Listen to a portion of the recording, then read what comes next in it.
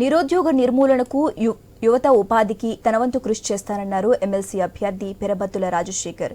ఈ సార్వత్రిక ఎన్నికల్లో ప్రజలు కూటమి ప్రభుత్వాన్ని ఎలా అయితే ఆదరించి ఓట్లు వేశారో తనను కూడా అలాగే ఆదరించారన్నారు. తన ఎమ్మెల్సీ అభ్యర్థిత్వాన్ని బలపరిచి గెలిపించారని కోరుతున్న ఉభయ గోదావరి జిల్లా గ్రాడ్యుయేట్ ఎమ్మెల్సీ అభ్యర్థి పెరబత్తుల రాజశేఖర్ తో మా కాకినాడ ప్రతినిధి రాజేష్ ఫేస్ టు ఫేస్. జిల్లాల గ్రాడ్యుయేట్ ఎమ్మెల్సీ సంబంధించి ఈరోజు కాకినాడ జిల్లా కాకినాడ టీడీపీ ఆఫీస్లో అవగాహన సదస్సు నిర్వహించారు. దీనికి సంబంధించి ఇప్పటికే వచ్చిన కార్యకర్తలకి అలాగే కూటమి నాయకులకి పేరావతుల రాజశేఖర్ని ఏ రకంగా బలోపేతం చేయాలని దిశగా అయితే ఈ రోజుకి మీటింగ్ జరిగింది. అయితే ప్రస్తుతం మన వద్ద ఎవరైతే కాకినాడకి సంబంధించి గ్రాడ్యుయేట్ ఎమ్మెల్సీ అభ్యర్థి పేరావతుల రాజశేఖర్ వారిని అడిగి మరింత సమాచారం అందిస్తూ ప్రయత్నం చేద్దాం. సార్ చెప్పండి, ఈరోజు చూసాం అవగాహన సదస్సు నిర్వహించారు. అయితే ఒక ఎమ్మెల్సీ అభ్యర్థిగా విన్నారు, గ్రాడ్యుయేట్ ఎమ్మెల్సీ అభ్యర్థిగా ఉభయ గోదావరి జిల్లాల గ్రాడ్యుయేట్స్ని మీకే ఎందుకు ఓటేయాలని మీరు అనుకున్నారు? ఐన్యూస్ ద్వారా మరి ముందుగా రెండు జిల్లాల పట్టభద్రులందరికీ కూడా మరి నూతన సంవత్సరం మరి అలాగే పండుగ శుభాకాంక్షలు తెలియజేస్తూ మనం అందరం కూడా గతంలో చూసుకుంటే ఈ గ్రాడ్యుయేట్స్ ఎవరైతే ఉన్నారో మేధావులు సొసైటీలో ఎంతో బాధ్యత ఉన్న వ్యక్తులందరూ కూడా 2023 మార్చిలో జరిగిన ఎమ్మెల్సీ ఎలక్షన్ పట్టభద్రుల ఎలక్షన్లో ఆ రోజు మరి ఉత్తరాంధ్ర నుంచి పెద్దలు వేపాడి చిరంజీవి గారు అలాగే తూర్పు రాయలసీమ పశ్చిమ రాయలసీమ కూడా ఈ 3 ఎమ్మెల్సీ గ్రాడ్యుయేట్స్ ఎలక్షన్ కూడా తెలుగుదేశం కైవసం చేయడం జరిగింది.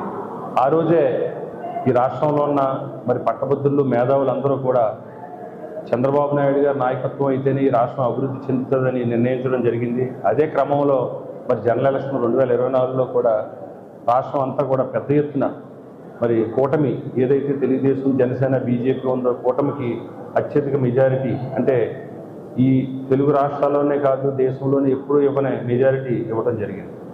మరి ఎందుకంటే ఆ రోజే మరి పట్టభద్రులందరూ కూడా మేధావులు చంద్రబాబు నాయుడు గారి నాయకత్వం అయితేనే మరి నాయకత్వంలో కూటమి ప్రభుత్వం అయితేనే ఈ రాష్ట్రం అభివృద్ధి చెందుతుంది, పరిశ్రమలు వస్తాయి, నిరుద్యోగ యువతకి ఉపాధి అవకాశాలు వస్తాయి, ప్రభుత్వ ఉద్యోగులు అలాగే ఉపాధ్యాయ సంఘాలు అయితే ఎవరైతే ఉన్నారో వారందరికీ కూడా ఒక భద్రత ఉంటుందనే నమ్మకంతో ఆ రోజు ఉపాధ్యాయులు అవ్వచ్చు, ఉద్యోగులు అవ్వచ్చు, మేధావులు అవ్వచ్చు, పట్టభద్రులు అవ్వచ్చు, నిరుద్యోగ యువత అందరూ కూడా మరి ముక్త కంఠంతో ఆ రోజు మరి కూటమి ప్రభుత్వాన్ని బలపరచడం జరిగింది. సార్ మనం చూసాం ఇప్పుడు గ్రాడ్యుయేట్ ఎమ్మెల్యే సంబంధించి మీరు టీడీపీ కూటమి బలోపేతం అభ్యర్థిగా ఉన్నారు, మరొక యూటీఎఫ్లు కూడా ఉన్నారు. అయితే 3 లక్షల పైబడి ఓటర్లకి మీరు చెప్పే అంశం ఏదైతే 2 జిల్లాల నుంచి 3,15,000 పైచిలకు ఈ రోజు నమోదవడం జరిగింది. వారందరూ కూడా స్వచ్ఛందంగా కూటమి అభ్యర్థి ఎవరైనా అవ్వచ్చు, కూటమికి బలపరచాలనే ఉద్దేశంతోనే చేశారు.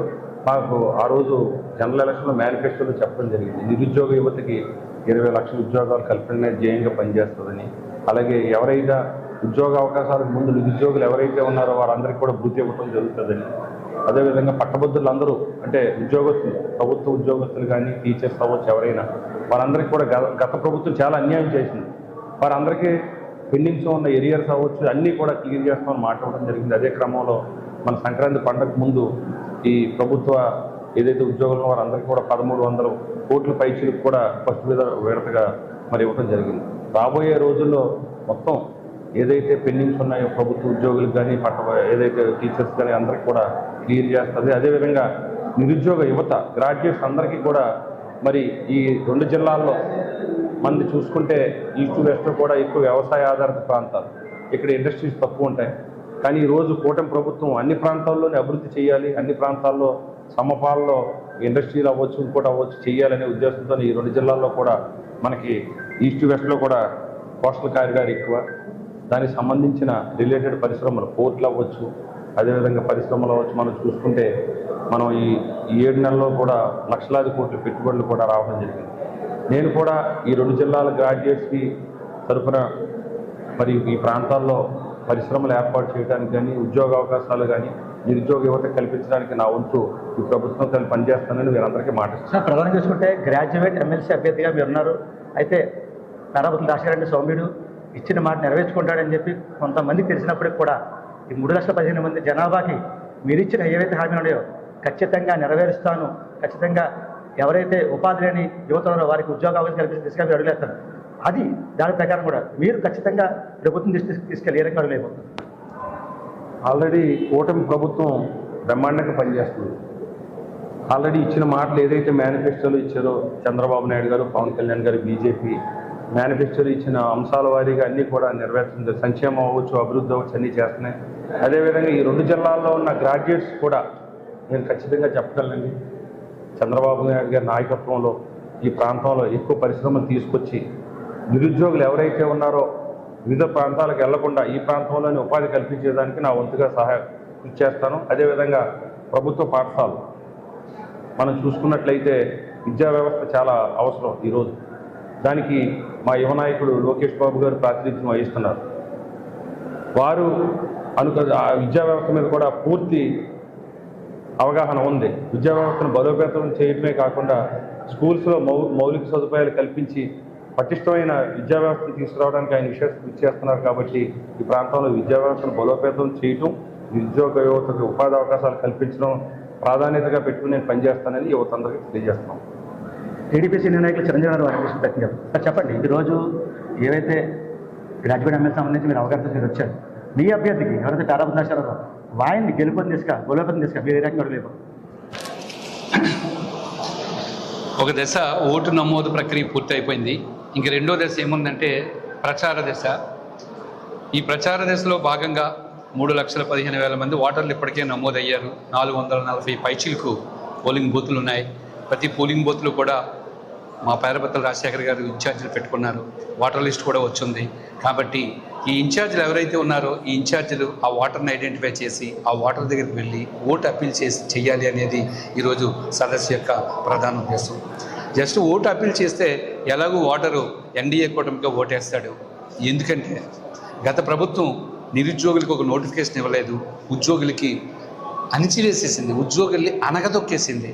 అదే ఈ ప్రభుత్వం అధికారంలోకి వచ్చిన తర్వాత గతంలో నిలిచిపోయిన కానిస్టేబుల్కి సంబంధించి ఇప్పటికే ఈవెంట్స్ ప్రక్రియ ప్రారంభమైపోయింది.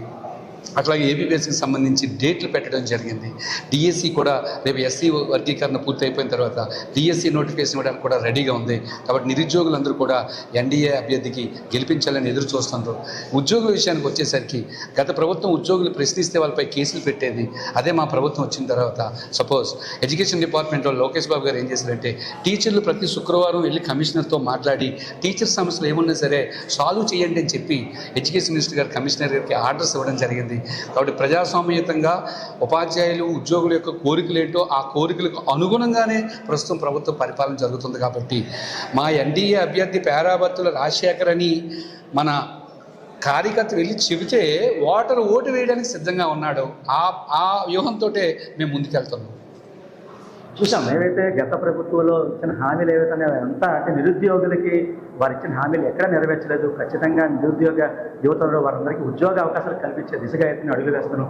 అలాగే అంటే ఏవైతే కూటమి ప్రభుత్వం ఇచ్చిన హామీలు ఏవైతే ఖచ్చితంగా యువతకి ముఖ్యంగా ప్రతి ఒక్కరికి వారికి అందేలాగా ఏవైతే గత ప్రభుత్వంలో ఆగిపోయిన కానిస్టేబుల్ జాబ్ ఏవైతే అవన్నీ కూడా ప్రజెంట్ ఏవైతే ఈవెంట్స్ అవన్నీ జరిగినాయి ప్రతి ఒక్కరికి అంటే నిరుద్యోగి కాదు ప్రతి ఒక్కరికి ఏవైతే గ్రాడ్యుయేషన్ వారందరికీ న్యాయం జరిగేలాగా నేను అడుగులు వేస్తానని చెప్పి ఒక్క పేరబద్దుల అలాగే ఎవరైతే టీడీపీ సీనియర్ నాయకులు చిరంజీవి చేపట్టారు ఇదే కూడా కెమెరా సురేష్తో రాజేష్, ఐ న్యూస్, కాకినాడ జిల్లా, కాకినాడ టీడీపీ ఆఫీస్ నుంచి.